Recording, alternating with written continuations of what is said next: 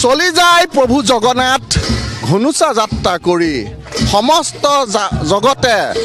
বেৰি বেৰি চায়ে ৰথৰ ওপৰে হৰি হয় ৰং সনালৈ ভয় নকৰিব ৰং সলনি কৰালৈহে ভয় কৰিব বেয়া নাপাব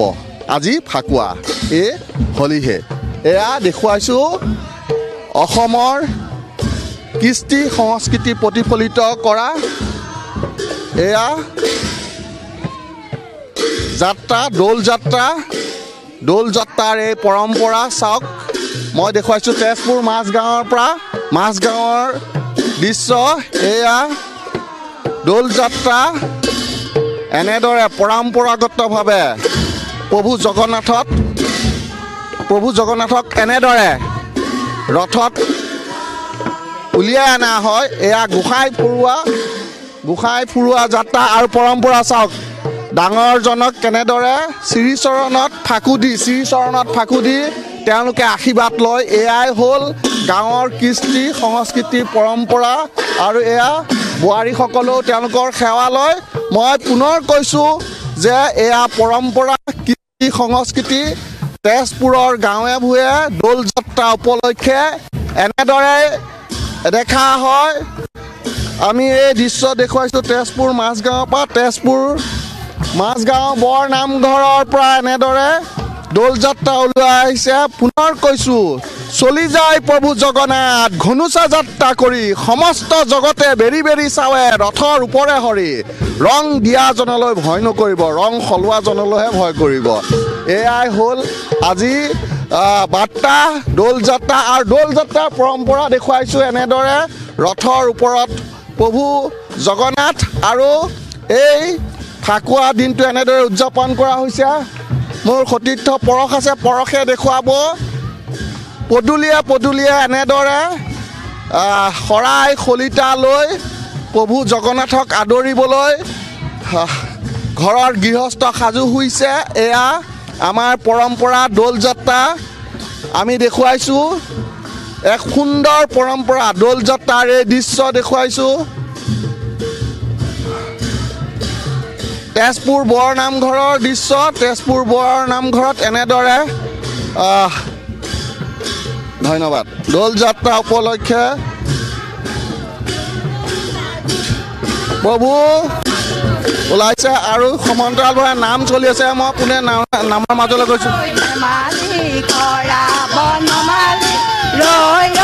ধেমালি কৰা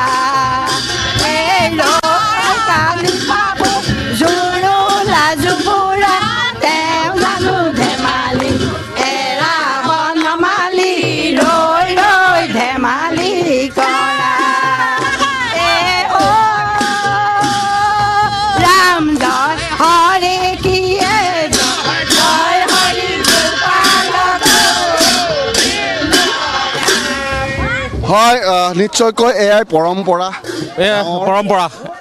তাহানি যুগৰ পৰা যি পৰম্পৰা সেই পৰম্পৰা পৰা আমি অক্ষুণ্ণ ৰাখিছোঁ মাজগাঁও বৰনামঘৰে আমি এই তিনিদিনীয়াকৈ আমি অনুষ্ঠিত কৰিছিলোঁ প্ৰথম দিনা মেহজা দ্বিতীয় দিনা বৰদৌল আজি খুৱৰী আৰু খুৱৰী হিচাপে আমি আজি গাঁৱৰ মোৰ ৰাইজৰ ওচৰলৈ গোসাঁই লৈ আহিছোঁ আৰু গোসাঁই ফুৰাই ৰাইজৰ আশীৰ্বাদ দিয়াৰ প্ৰয়াস চেষ্টা কৰা হৈছে হয় নিশ্চয় এনেদৰে দেখিবলৈ পোৱা গৈছে দৌল যাত্ৰাৰ এই সুন্দৰ দৃশ্য আৰু পৰম্পৰা আমি দেখুৱাইছোঁ তেজপুৰ বৰ নামঘৰত এনেদৰে আচলতে উলিওৱা হৈছে গোসাঁই সেৱা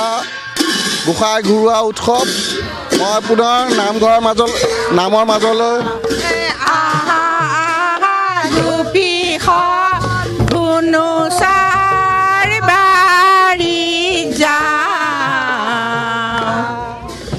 শ্ৰী কৃষ্ণই ফাকু খেল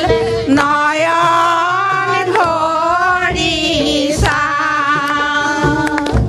এই গছো ৰঙা পাতো ৰঙা ৰঙা বৃক্ষৰ ডাল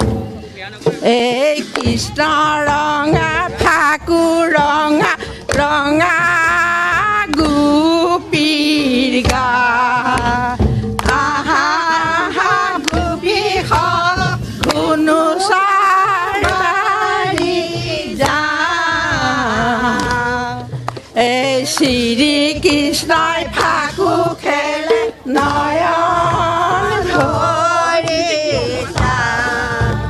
যশোদাৰ নয়ন মণি ডিঙিৰ মালা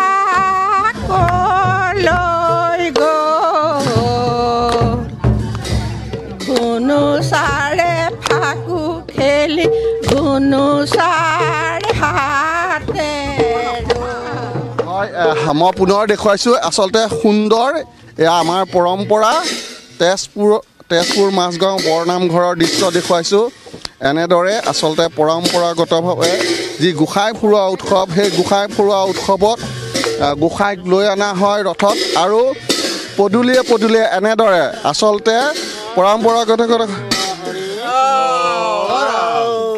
ৰাম নমো নাৰায়ণ প্ৰসন্ন হই কৰি কৰি কমাই আপুনি জ্ঞান